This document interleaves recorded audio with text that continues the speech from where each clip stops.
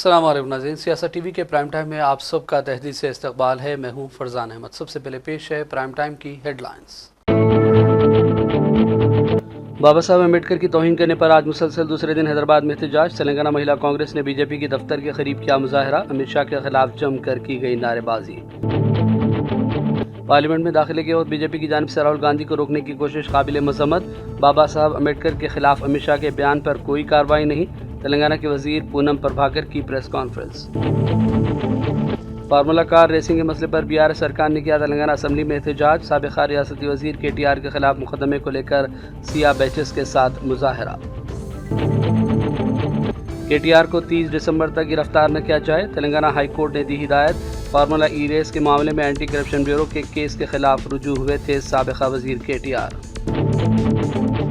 अमित शाह के बयान को लेकर कांग्रेस समेत अपोजिशन का पार्लियामेंट के दोनों ऐवानों में जमकर एहतजाज। लोकसभा और राज्यसभा की कार्रवाई गैर मुअय्यना मुद्दत के लिए मुलतवी। और गाजा में जालिम इसराइली फौज ने बेघर अफराद की आर्जी पनाहगाहों पर की बमबारी। कम से कम 20 फ़लस्तीनी बाशिंदे शहीद, दर्जनों हुए जख्मी। हेडलाइंस आपने देखी और अब पेश है खबरों की तफसीलात। शुरुआत करेंगे बड़ी खबरों से। तेलंगाना कांग्रेस ने बाबा साहब अम्बेडकर की तौहीन करने पर आज मुसलसल एहतजाज का सिलसिला जारी रखा। बीजेपी के तेलंगाना हेडक्वार्टर के करीब इस एहतजाज के वक्त माहौल कुछ देर के लिए कशीदा हो गया। कांग्रेस महिला विंग की जानिब से मुजाहिर के दौरान तेलंगाना कांग्रेस महिला सदर सुनीता राव को हिरासत में भी ले लिया गया था। अमित शाह और बीजेपी डाउन डाउन के नारे भी लगाए गए।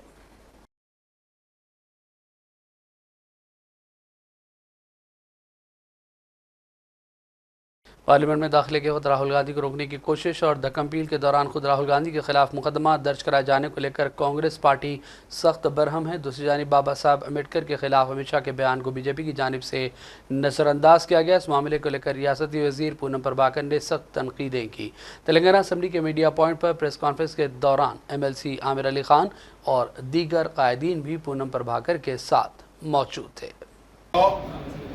పార్లమెంట్ అనేటువంటిది ఒక అత్యున్నతమైనటువంటిది దేశంలో.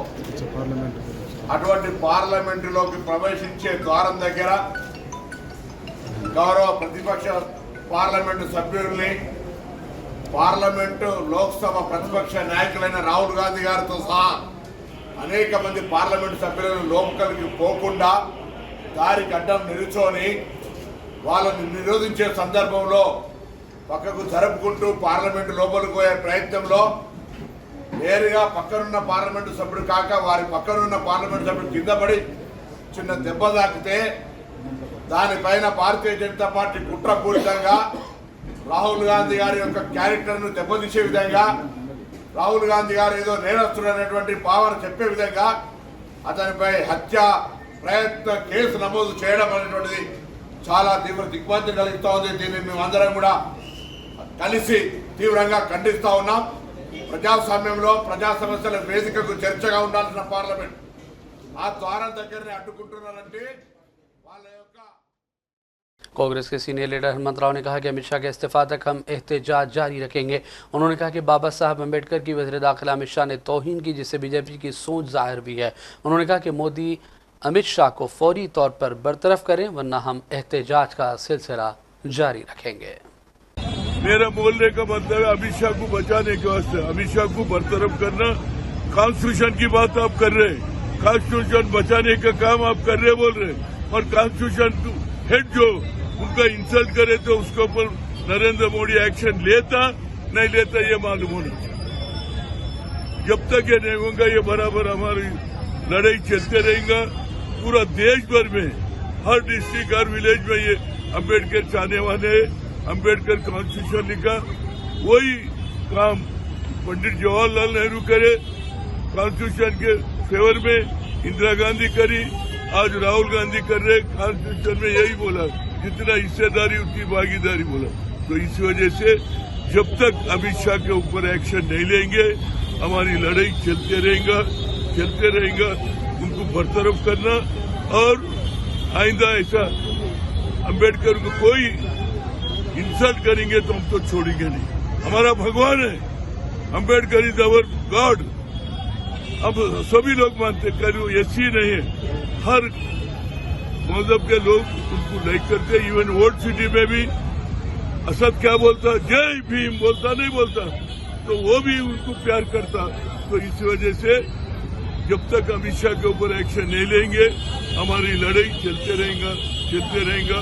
हर अम्बेडकर के स्टैचू देंगे, थोड़ी देर मौन व्रत रखेंगे, उसके बाद जाएंगे।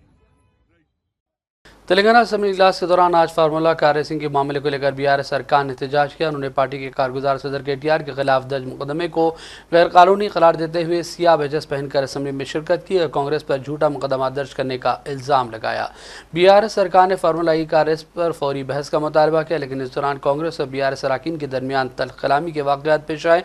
बीआरएस अरकान ने मुबैना तौर पर कांग्रेस एमएलए पर जूता दिखाकर दलित अरकान की तौहीन का भी इल्जाम लगाया और उनके खिलाफ केस दर्ज करने का मुतालबा किया। एहतजाज के दौरान दोनों पार्टियों के अरकान एक दूसरे पर कागजात और पानी की बोतलें फेंकी, जिससे असेंबली का माहौल खराब हुआ। स्पीकर ने हालात काबू में लाने के लिए 15 मिनट के लिए इजलास को मुलतवी भी किया। कांग्रेस ने इल्जाम लगाया कि बीआरएस के अरकान ने स्पीकर की तौहीन की, जबकि बीआरएस ने दलित स्पीकर की बेइज्जती पर कांग्रेस से माफी का भी मुतालबा किया।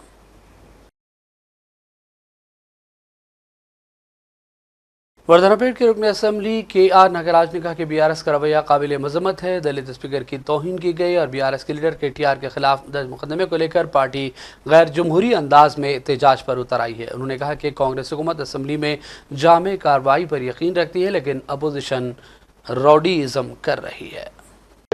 आज जो है ना हमारे स्पीकर साहब जो है ना एक अच्छा माहौल में असेंबली चलाने का काम कर रहे थे। उस टाइम पे ये लोग KTR के ऊपर FIR हुआ, वो उसके ऊपर चर्चा लगाना बोल के बहुत गड़बड़ करते हुए हमारे स्पीकर साहब दलित है, इसलिए उनके ऊपर ये जो बड़े जो जात वाले हैं वो जो है ना उनके ऊपर पेपर फेंकना ऐसा करे। उनका इसके माहौल में उनका पता चल रहा है उनका क्या माइंडसेट है। जो दोराला दुहंकार हम बोलते हैं, उनका जो है वो उनका अपीयरेंस क्लियरली मालूम हो रहा। और जो है ना KTR को अरेस्ट करे तो हम पूरा जला देंगे, तेलंगाना को बसांत जला देंगे, वो करेंगे ये करेंगे बोल के वो मेरे कौन उखाड़ता उखाड़ लो बोल के भी चैलेंज किया KTR ने CM साहब को। सो हम क्या बता रहे, जो FIR हुआ, जो गवर्नर साहब ने हमारे गवर्नमेंट को परमिशन दिया कि वो you can proceed for investigation, वो FIR हुआ। क्यों इतना डर रहे आप? जब आप अच्छे नियत के है, आप बिल्कुल साफ दिल के है, हम कुछ भी करप्शन नहीं कर रहे। जब कोर्ट को समय आप दो, रिप्लाई दो, इन्वेस्टिगेशन में आप कोऑपरेट करो, इन्वेस्टिगेशन से जो भी चलता, अगर गलती करे तो अरेस्ट करते, नहीं गलती करे तो कोर्ट आपको बेबुनियाद आपको बाहर भेज देते। लेकिन जो आपका जो एटीट्यूड है चेंज कर लो। जो तेलंगाना के पूरा जो जनता है ने उनको पनिशमेंट दिया, हरा दिए। अभी भी वो लोग हम ही ये हैदराबाद के लिए ब्रांड एम्बेसडर समझ रहे, वो गलत है, ये गलत नाम नहीं। अब सच्चे दिल से सोचो, ये असेंबली जो है ना गरीबों लोगों के लिए हम जो आंसर देने के हमारे चुना गया, उनके लिए हम यहाँ पर फाइट करना है। उनके लिए जो अच्छे जो गवर्नमेंट जो लेके आ रहे हैं उसके बारे में बात करने का रहता। ये सब छोड़ के हम KTR को बचाएंगे। KTR हमारा हीरो है, KCR हमारा हीरो है। तेलंगाना लाए, सब जने पूरा दुनिया में ले तो तेलंगाना आया। ये इनका जो है ना ये जो राउडीज़म बता रहे हो ठीक नहीं है बिल्कुल। सब KCR देखो अभी वो बर्दाश्त नहीं कर सकते, क्योंकि वहाँ सभा अध्यक्ष जो है ना हमारा। और इस दौरान तरह के इन्फोर्समेंट डायरेक्टरेट साबिक वजीर KTR के खिलाफ मनी लॉन्ड्रिंग की रोकथाम एक्ट PMLA के तहत इन्फोर्समेंट केस इन्फॉर्मेशन रिपोर्ट दर्ज करने की तैयारी में है। KTR और दीगर पर फरवरी 2023 में फार्मूला ई रेस से मुंसलिक मुबैना माली बेज़ाब्तगी पर मुकदमा दर्ज हुआ है। मुकदमा हैदराबाद मेट्रोपॉलिटन डेवलपमेंट अथॉरिटी से फार्मूला ई ऑप्शंस को बगैर मुनासिब मंजूरी के 55 करोड़ रुपये की मुबैना गैर मजाज मुंतकिली को लेकर है। ED का इक़दाम जमेरात को एंटी करप्शन ब्यूरो की जानिब से दायर करदा FIR के बाद है, जिसमें KTR को मुलजिम नंबर 1 के तौर पर बनाया गया है। बिहार असेंबली कविता ने इल्ज़ाम लगाया कि कांग्रेस हुकूमत साबिक़ा रियासती वज़ीर KTR के खिलाफ झूठा मुकदमा दर्ज कर रही है। उन्होंने कहा कि तेलंगाना असेंबली और काउंसिल में हम इसके खिलाफ एहतजाज कर रहे हैं। कविता ने दावा किया कि फार्मूला ई रेस में कोई बदनवानी नहीं हुई और KTR से कोई गलती भी नहीं हुई है।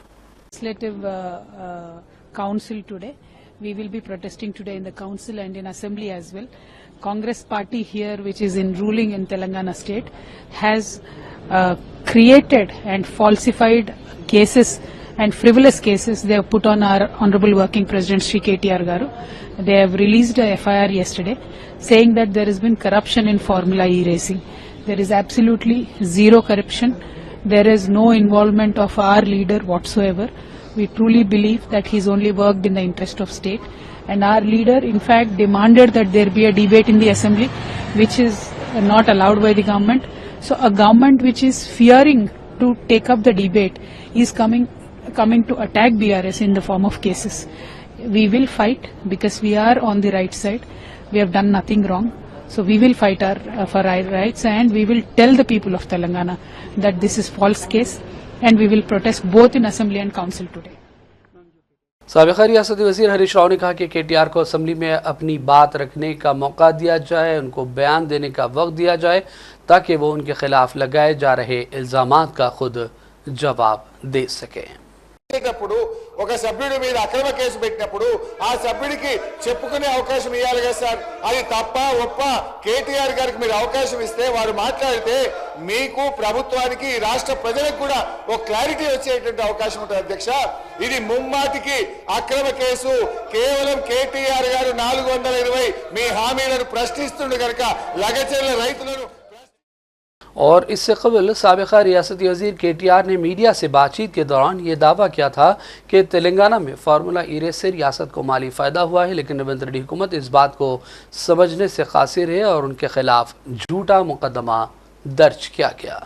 Painstaking efforts to convince them to come to India and Hyderabad. Today, with great deal of effort, we had signed them for 4 years. Now, we had conducted a successful race in first year in 2023 February. Post that, in fact, Hyderabad, according to a Nelson report, had gotten an economic benefit of $83 million. Now, we have spent about 150 crores, including that of a private party, 100 plus crores from a private party, and 40 crores from the government. But we got an economic benefit for the city of more than $83 million, which is roughly translates to about 700 crores.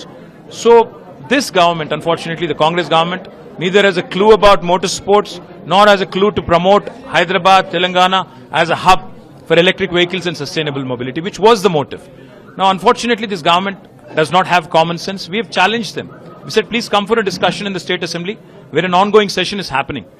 Neither are they ready to do that, nor are they ready to face us anywhere. So therefore, I'm compelled to present facts to the people of Telangana who have elected us, because it is our bounden responsibility.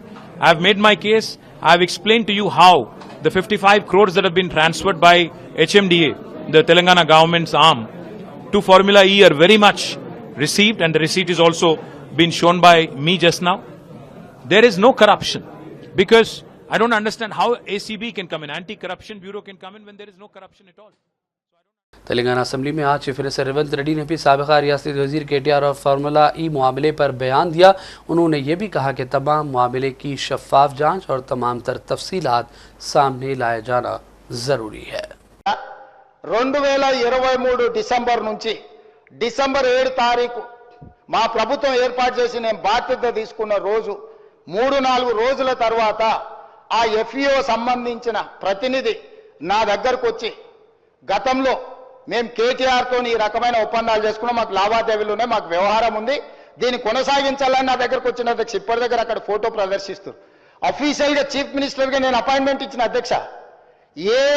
ఏ సంస్థ అయినా, ఏ వ్యక్తి అయినా ఈ రాష్ట్రంలో పెట్టుబడులు పెట్టుంటే, ఈ రాష్ట్రంలో ఏదైనా అంశం ప్రస్తావించదలుచుకుంటే ఫ్రీగా ప్రజలకు ప్రజా దర్బార్ నిర్వహించిన అధ్యక్ష.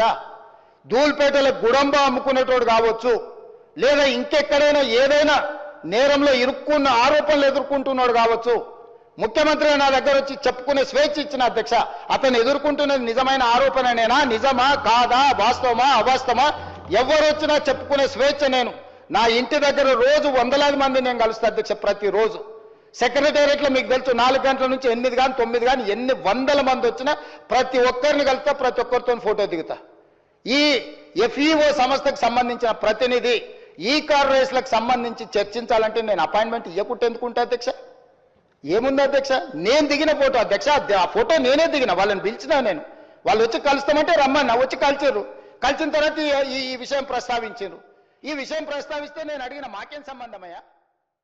మాకేం సంబంధం దీంట్లో? ప్రభుత్వం ఎందుకు KTR ने हुकूमत की जानिब से दर्ज करदा केस के खिलाफ हाई कोर्ट से रुजू कर दिया। उन्होंने फार्मूला ई रेस के मामले में एंटी करप्शन ब्यूरो की जानिब से दर्ज किए गए मुकदमे को कलअदम करार देने की क्वेश पिटिशन भी दायर कर दी। ताहम इस दौरान ये इत्तला है कि तेलंगाना हाई कोर्ट ने KTR को 30 दिसंबर तक इस मामले में गिरफ्तार न करने की हिदायत जारी कर दी है। और इस दौरान मजलिस के फ्लोर लीडर अकबर ओवैसी ने तेलंगाना असम्बली में कहा कि BRS की जानिब से आज ऐवान का वक़ार मजरू किया गया। उन्होंने कहा कि एहतजाज जमहूरी हक़ है, लेकिन इस तरह की हरकतें मुनासिब नहीं हैं। BRS के अवामी नुमाइंदे इस तरह की हरकतें असम्बली में करेंगे तो आखिर अवाम को इसका क्या पैगाम जाएगा। आइए देखते हैं अकबर ओवैसी का ये बयान। It is a very sad day of Telangana Assembly, sir. We all together had fought against the injustice which was done to the region of Telangana, and all of us together succeeded in achieving Telangana, sir. And see what the BRS is doing to the Telangana Legislative Assembly, sir. What is this, sir? I would like to ask them, sir, is this the teaching of the KCR and the BRS, sir? Is this what they are being taught? Is this the behavior which has been taught? Is this the way they are supposed to behave? Sir, agitating is the right of every individual, sir, and every legislature. But there is some limit of agitation, sir. कोई अखलाक होते हैं. Sir, what is the message we are giving, sir? Sir, we all are elected members. We all are elected members. We are sent by the people to represent their issues, to represent their problems, and not only to represent but to resolve their problems and issues, sir. But it is so sad. BRS for BRS, sir, individual is more important than the people, sir.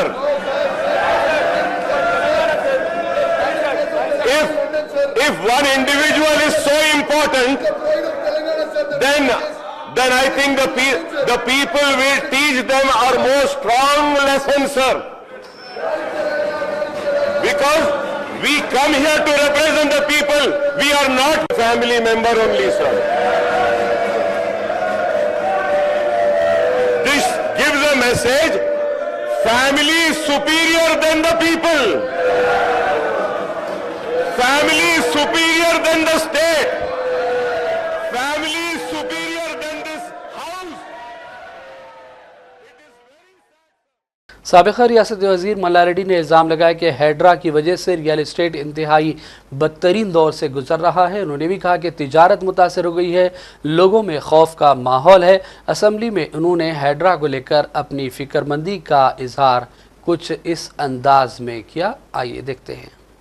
Hydraa భారతదేశంలోనే మన హైదరాబాద్ అంటే తెలంగాణ రాష్ట్రం అంటే ప్రపంచమంతా మోగిపోయింది అధ్యక్ష. IT రంగంలో కానీ ప్రతి ఒక్క డెవలప్మెంట్లో కానీ ప్రతి దాంట్లో కూడా హైడ్రా వచ్చినాక ఒక్కసారి హైడ్రా ఏం పెద్ద తప్పు పని చేయలే, కానీ హైడ్రా వచ్చినాక ఒక భయాందోళనతో మొత్తం కుప్పగొలిపోయింది అధ్యక్ష. హైదరాబాద్ సిటీ దిష్టి తగిలిపోయింది అధ్యక్ష. నువ్వేమన్నా అనుకో, ఎందుకంటే నాకు పెద్ద ల్యాండ్ బ్యాంక్ ఉంది, నాకు పెద్ద విద్యా సంస్థలు ఉన్నాయి, నాకేం నష్టం లేదు, నేనేం FTLలో లేను, బఫర్ జోన్లో లేను. నేను జనరల్గా చెప్తున్నా, అభివృద్ధి అమెజాన్, గూగుల్, ఫేస్బుక్, యాపిల్ లాంటి కంపెనీలు అమెరికా తర్వాత ఇక్కడ మన హైదరాబాద్ తెచ్చిండు మన కేటీఆర్ అధ్యక్ష. హెడ్ క్వార్టర్స్ ఈయనే ఉండే అధ్యక్ష. ఐటీలా మనం కర్ణాటక బెంగళూరు మించినాం అధ్యక్ష. ఇక్కడ 9 లక్షల మంది ఉద్యోగాలు చేస్తున్నారు, ఐటీ ఉద్యోగాలు. పెద్ద పెద్ద ప్రపంచం అంతా కూడా హైదరాబాద్ తీసుకొచ్చి పెద్ద పెద్ద వాళ్ళకు బుగులు పట్టిపోయింది అధ్యక్ష. గరీబ్ వాళ్ళు అయితే గుండెలు వలిగిపోయినాయి అధ్యక్ష. మరి అది ఎందుకు తెచ్చిర్రో ఏమో మళ్ళీ నాకు అర్థం కాదు. ఇప్పుడు ఒకటి అధ్యక్ష, ఇప్పుడు నాయే కొన్ని FTL ఉన్నాయనుకో, ఎగ్జాంపుల్ చెప్తా శ్రీధర్ బాబానా. మన ఇంట్లో మన సెల్ ఫోన్లో చూస్తే మన భూమి ద ఫ్లో ఆగిపోతుంది. మీకు దండం పెడతా, మీరంతా చాలా మేధావులు. మన ఇంట్లో కూర్చొని కూడా మన పొలం హైడ్రాల్ ఉందా, చెరువు FTL ఉందా, బఫర్ జోన్లు ఉందా. धरानी की जगह अबू भारती बिल तेलंगाना असेंबली में पास कर लिया गया है। कांग्रेस हुकूमत ने इसे ऐवान में पेश किया, जिसे आज मंजूर किया गया। उम्मीद की जा रही है कि जमींदारों, किसानों और आम लोगों को इस बिल से सहूलत फराहम की जाएगी। The question is that the Telangana Bhu Bharati Record of Rights in Land Bill 2024 to be taken into consideration. Those who are for the motion, please say ayes. Those who are against, please say no. Ayes have it, ayes have it. The motion is carried and the bill is considered. और भाई नाज़रीन करेंगे चंद अहम कौमी और आलमी खबरों की जानिब। लोकसभा के स्पीकर ओम बिरला ने आज ऐवान की कार्रवाई गैर मुअय्यना मुद्दत के लिए मुलतवी कर दी। इससे कबल बिरला ने ऐवान की कार्रवाई शुरू की तो अपोजिशन अरकान ने एहतजाज किया, जिसको देखकर स्पीकर ने कहा कि वो एक बार फिर गुजारिश करते हैं कि पार्लियामेंट के वक़ार को बरकरार रखा जाए। एहतजाज या मुजाहरा करना मुनासिब नहीं है। वंदे मातरम के बाद ओम बिरला ने ऐवान की कार्रवाई को गैर मुअय्यना मुद्दत के लिए मुलतवी कर दिया। वाज़ेह है कि अम्बेडकर वाले बयान को लेकर कांग्रेस समेत अपोजिशन अमित शाह के खिलाफ एहतजाज कर रही है। Item number 31 Arjun Meghwal. धन्यवाद अध्यक्ष जी। आदरणीय अध्यक्ष जी, आज लोकसभा की संशोधित कार्यसूची के क्रम संख्या 31 पर अंकित प्रस्ताव को मैं आपकी अनुमति से प्रस्तुत करता हूं। धन्यवाद। प्रश्न है कि माननीय मंत्री द्वारा प्रस्तुत प्रस्ताव को स्वीकृत किया जाए। जो सदस्य प्रस्ताव पर हाँ गए, जो प्रस्ताव विरोध में ना गए, मेरे विचार में निर्णय हाँ वालों के पक्ष में हाँ वालों के प्रस्ताव स्वीकृत हुआ।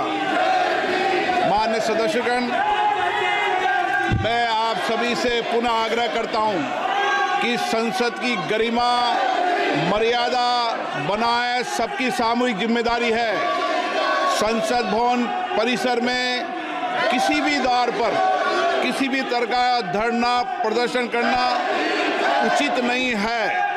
आप सभी को इस विषय पर नियमों की अनुपालना करना सुनिश्चित करना पड़ेगा। मैं पुनः आग्रह करता हूं, इसको गंभीरता से लें।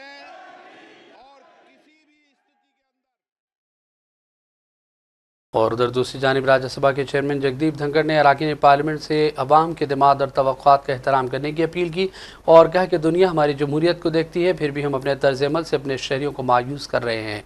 ये पार्लिमानी रुकावटें अवामी एतमाद और तवक्कुआत का मजाक उड़ाती हैं। धनखड़ ने आज ऐवान की कार्रवाई शुरू होने के बाद कांग्रेस समेत अपोजिशन अरकान के एहतजाज को देखते हुए कार्रवाई को गैर मुअय्यना मुद्दत के लिए मुलतवी करने का ऐलान कर दिया।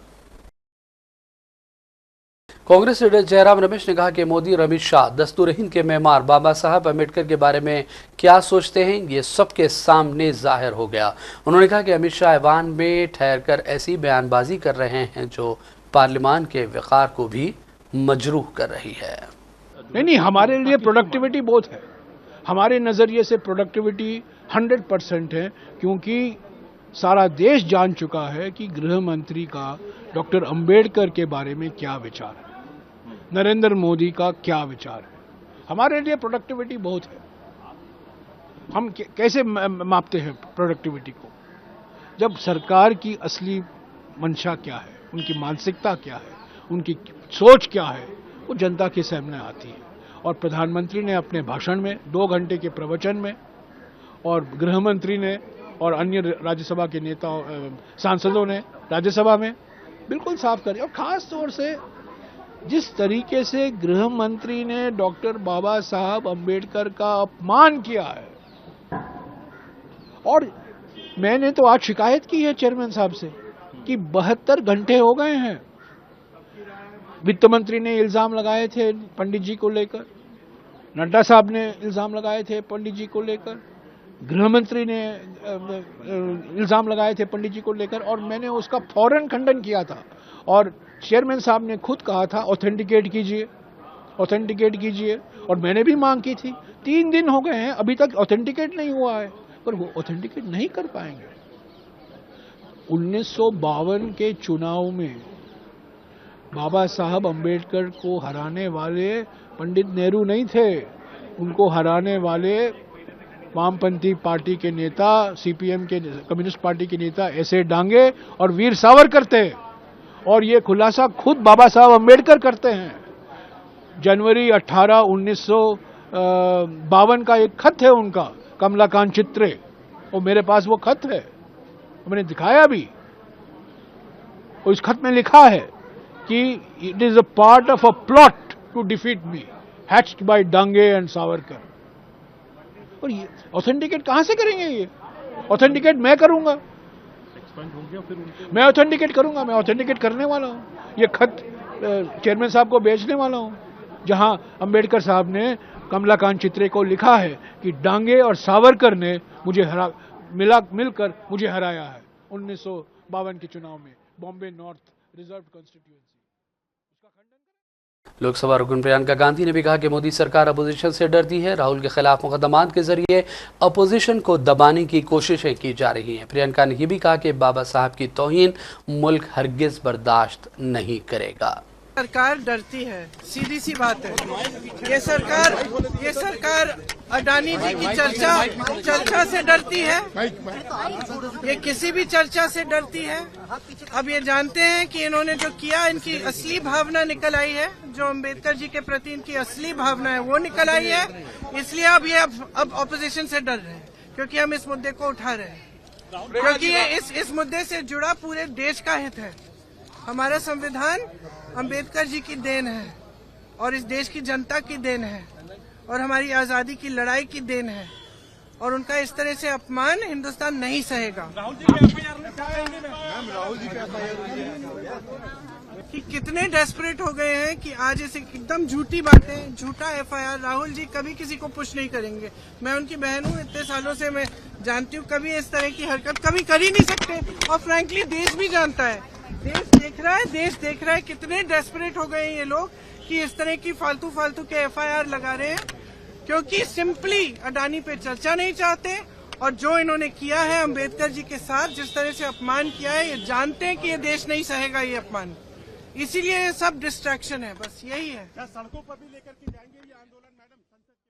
और बात करेंगे फ़लस्तीन के हवाले से। गाज़ा में ज़ालिम इसराइली फ़ौज ने बेघर अफराद की आर्जी पनाहगाहों पर बमबारी कर दी, जिसमें 20 शहरी शहीद हो गए जबकि दर्जनों ज़ख्मी हुए। मुकामी ज़राए का कहना है कि क़ाबिज़ फ़ौज के तैयारों के 3 स्कूलों पर हमलों के वाक़यात पेश आए। यानी शाहिदीन ने बताया कि क़ाबिज़ फ़ौज के तैयारों ने पे दर पे स्कूलों पर हमले किए हैं और वहशियाना बमबारी में ये शहादतें वाक़ई हुई। फ़लस्तीनी वज़ारत सेहत ने कहा है कि 2023 से जारी नस्लकुशी की इस जंग में शहीद होने वालों की तादाद 45,000 से भी बढ़ चुकी है, जिनमें 70% ख़वातीन और बच्चे शामिल हैं। शाम में बागियों के हाथों बशार अल असद के इक़्तिदार के खात्मे के बाद से इसराइल ने सैकड़ों फ़िज़ाई हमले कर दिए, जिनका मकसद मुल्क शाम को कमज़ोर करना है। जबकि दूसरी जानिब अक़वाम मुत्तहिदा के सेक्रेटरी जनरल एंटोनियो गुटेरेस ने कहा कि शाम की खुद मुख्तारी, इलाकाई एकजाती और सालमियत को बरकरार रखना चाहिए और हमलों का फौरी खात्मा होना चाहिए। पेश है इस हवाले से सियासत टीवी की ये रिपोर्ट। रवा महीने के अवाइल में शाम में बागियों के हाथों बशार अल असद के इक़्तिदार के खात्मे के बाद से इसराइल ने इस मुल्क पर सैकड़ों फ़िज़ाई हमले कर दिए, जिसका मकसद उसके बकौल स्ट्रैटेजिक हथियारों और फौजी ढांचों को तबाह करना है। इस दौरान अक़वाम मुत्तहिदा के सेक्रेटरी जनरल एंटोनियो गुटेरेस ने अहम बयान दिया। उन्होंने कहा कि शाम की खुद मुख्तारी, इलाकाई एकजाती और सालमियत को मुकम्मल तौर पर बहाल किया जाना चाहिए और जारहियत पर मबनी तमाम कार्रवाइयों का फौरी खात्मा होना चाहिए। इसराइली फ़ौजी इसराइली मकबूजा गोलान की पहाड़ियों और शाम के दरमियान वाक़ इस इलाक़े में दाखिल हो गए, जिसे 1973 की अरब इसराइल जंग के बाद एक मुआहदे के तहत गैर फ़ौजी इलाका करार दे दिया गया था और जहां अक़वाम मुत्तहिदा के अमन फ़ौजी गश्त के लिए तैनात थे। गुटेरेस ने कहा कि मुझे ये वाज़ेह करने दें कि दोनों ममालिक को एक दूसरे से अलग करने वाले इलाक़े में अक़वाम मुत्तहिदा के अमन दस्तों के अलावा कोई और फ़ौजी को मौजूद नहीं रहना चाहिए। ये हतमी बात है। उन्होंने कहा कि अक़वाम मुत्तहिदा की तवज्जो शाम में जामे, काबिल एतमाद और पुरअमन सियासी मुंतक़िली और दुनिया के सबसे बड़े इंसानी बहरान से निमटने के लिए इमदाद के हुसूल पर मरकूज़ है। अक़वाम मुत्तहिदा के सेक्रेटरी जनरल ने भी कहा कि एक फ़ैसला कुन लम्हा है, उम्मीद और तारीख़ी लम्हा है, लेकिन ये एक बड़ी गैर यकीनी सूरत हाल भी है। गुटेरेस ने कहा कि कुछ किरदार अपने मकासद के लिए इस सूरत हाल से फ़ायदा उठाने की कोशिश कर सकते हैं। ब्यूरो रिपोर्ट, सियासत टीवी। और अब आखिर में हेडलाइंस पर डालेंगे एक और नज़र। बाबा साहब अम्बेडकर की तौहीन करने पर आज मुसलसल दूसरे दिन हैदराबाद में एहतजाज। तेलंगाना महिला कांग्रेस ने बीजेपी की दफ्तर के करीब किया मुजाहरा। अमित शाह के खिलाफ जमकर की गई नारेबाजी। पार्लियामेंट में दाखिले के वक्त बीजेपी की जानिब से राहुल गांधी को रोकने की कोशिश काबिल मजम्मत। बाबा साहब अम्बेडकर के खिलाफ अमित शाह के बयान पर कोई कार्रवाई नहीं। तेलंगाना के वजीर पूनम प्रभाकर की press conference. Formula car racing के मसले पर BRS सरकार ने किया तेलंगाना असम्बली में एहतजाज। साबिक़ा रियासती वजीर KTR के खिलाफ मुकदमे को लेकर सिया बैचेस के साथ मुजाहरा। KTR को 30 दिसंबर तक गिरफ्तार न किया जाए, तेलंगाना हाई कोर्ट ने दी हिदायत। फार्मूला रेस के मामले में एंटी करप्शन ब्यूरो के केस के खिलाफ रुजू हुए थे साबिक़ा वजीर KTR। अमित शाह के बयान को लेकर कांग्रेस समेत अपोजिशन का पार्लियामेंट के दोनों ऐवानों में जमकर एहतजाज। लोकसभा और राज्यसभा की कार्रवाई गैर मुअय्यना मुद्दत के लिए मुलतवी। और गाजा में जालिम इसराइली फौज ने बेघर अफराद की आर्जी पनाहगाहों पर की बमबारी। कम से कम 20 फ़लस्तीनी बाशिंदे शहीद, दर्जनों हुए जख्मी। प्राइम टाइम का सिलसिला फ़िलहाल यहीं ख़त्म करते हैं। मोहम्मद फरजान अहमद को पूरी टीम के साथ इजाज़त दें। देखते रहिए सियासत TV। अल्लाह हाफ़िज़।